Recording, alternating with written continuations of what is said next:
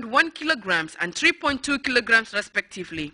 Interestingly, one of the twins was born at Sintered Health Center, while the other was born at the Edward Francis Small Teaching Hospital.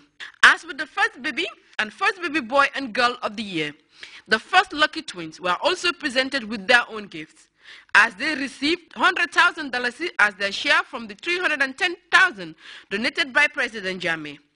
The sum are to be put in a trust fund account only to be utilized when they reach school-going age.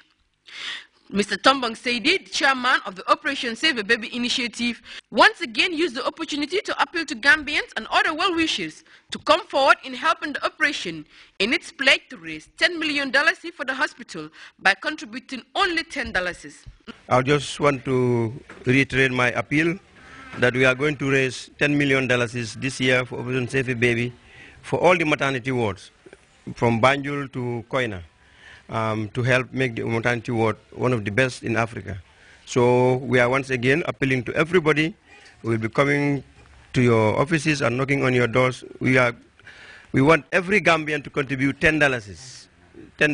Every Gambian to contribute $10, from the school children to the oldest. So we'll come and write to all the alcalos and the chiefs and heads of departments and head of companies.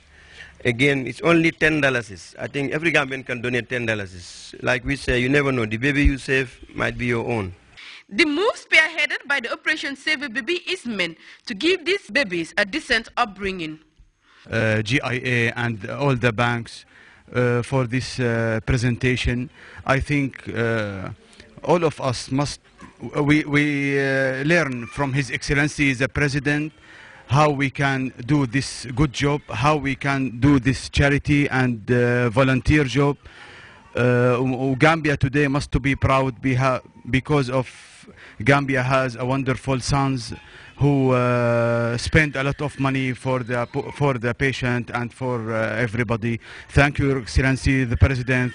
The Gambia International Airlines, who always sponsor the first twins of the year, were also at hand to present the twins with a cash amount of $30,000, which they are to take home. GIA, according to Lamin Cham, is pleased to be associated with the Operation Save a Baby initiative. I wish to state that GIA is always passionate about fulfilling our corporate social responsibility. This initiative, as we all know, came from Her Excellency, the First Lady of the Gambia. And as a result, GIA is always willing and glad to be associated with the Operation Save the Baby. And on behalf of the Board of Directors, management and staff of the company, I wish to assure Her Excellency the First Lady and the Executive Committee of the Operation Save the Baby that GIA will always be there to answer to their call. Salimatu Ba, the happy mother of the lucky twin, thanked the Operation Save a Baby and the GIA for providing them with such gifts, saying though she had some complications during delivery, the gifts served as a consolation. The first twins were also presented with gifts by the hospital and from a hospital staff, Fatu Nyabali. These twins, like the first babies presented with gifts on New Year's, are indeed lucky to have received such a solid foundation, and it is hoped that their parents will take advantage of this development for their benefit. Aissatou Badiane Sarr, GRTS.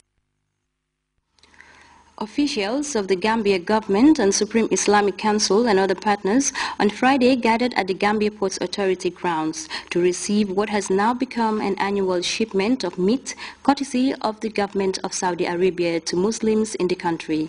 Famara Kanye has more on that program. Muslim country that takes delivery of containers loaded with meat each year thanks to the Kingdom of Saudi Arabia. Speaking at the presentation ceremony, the President of the Supreme Islamic Council, Al-Haji Lamin Toure, acknowledged that the Saudi government has been very supportive of the country. Imam Toure saluted the leadership of this country for creating the enabling environment for such interventions. He assured the visiting officials that they will supply the meat to the needy and poor in all regions. The Permanent Secretary, Ministry of Foreign Affairs, thanked the Office of the President and the Saudi government for the gesture whilst recognizing the cordial ties between Banjul and Riyadh. For Dr. Mbai Kebaka, the presentation is a move in the right direction. So on behalf of the Imam Ratib and his own behalf and the entire Muslim of the Gambia, he is thanking the Kingdom of Saudi Arabia through the government of the Gambia. And also he advised those who are sending this meat to make sure that the meat reach to the needy because they are the targeted people. The Islamic faith advocates for sharing and caring with the less privileged and with such a spirit once again demonstrated by Saudi Arabia. Authorities here are giving assurance that the meat will be distributed fairly. Famarakani, Grts News. The Ministry of Higher Education, Research, Science and Technology recently validated the Tertiary and Higher Education Act 2014. The document, as Fatou Janembai tells us, now serves as the working tool for the Higher Education Ministry in all its out effort to widen the accessibility of tertiary education in the country. Education policy for the period 2013-2022 has been validated by the Ministry of Higher Education, Research, Science and Technology and partners, one of them the University of the Gambia. The over 40-page document will now be the working document for the Ministry of Higher Education for the next 10 years as it endeavors to reform tertiary and higher education and training for a knowledge-based society and the Gambia's enhanced competitiveness in the global economy. The objective of the policy is to address the challenges of the tertiary and higher education sector. This is a sector that is growing over the years, and there is need to have structures in place to better address the challenges ahead, particularly the increase of demand, and as well as the number of institutions coming up, especially in the private sector. In the past year or so, we've seen a lot of demand from private institutions aiming to be established in the country. The 10-year policy guide provides a framework to reform the tertiary and higher education sector, specifying a range of thematic areas.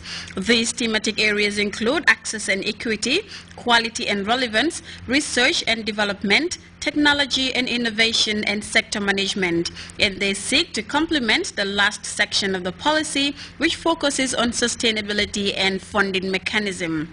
Main thematic areas encapsulated in the document include access and equity, quality and relevance, research and development, science, technology and innovation, and also sector management.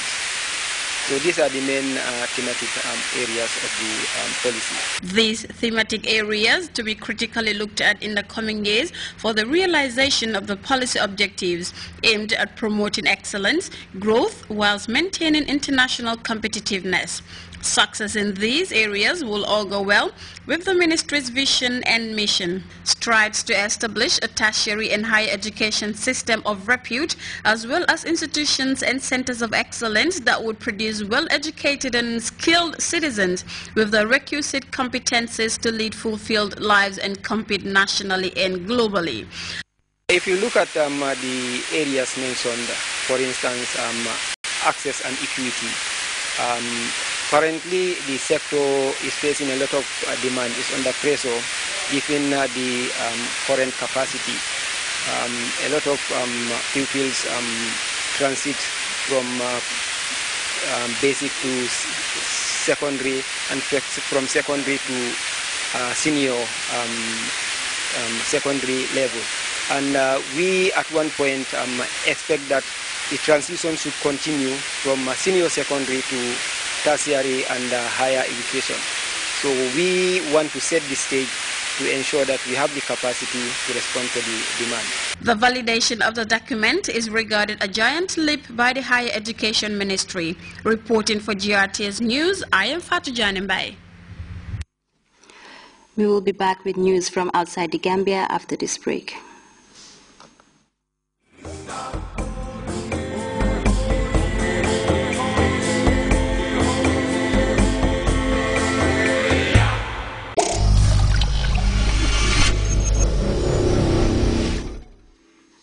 Welcome back.